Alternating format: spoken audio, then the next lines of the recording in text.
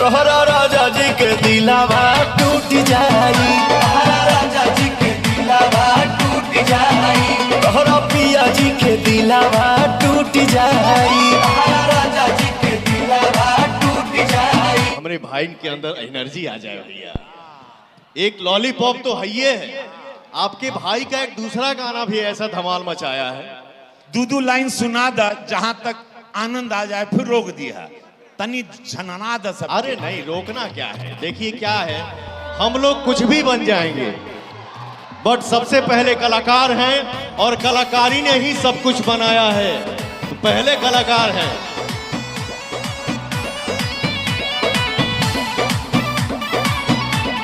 आज पूरा गोरखपुर झूम जा, लड़कियां चला ले मोबाइल का।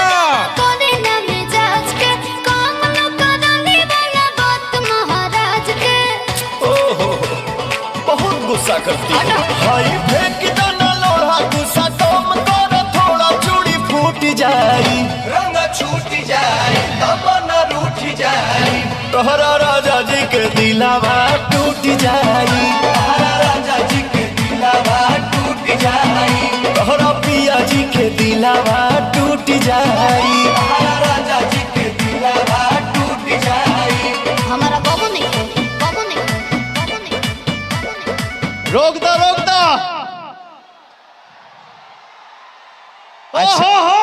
अच्छा भजन सुनाए तो इतना नहीं पगलाए, तनी राजा जी ने देखो कैसे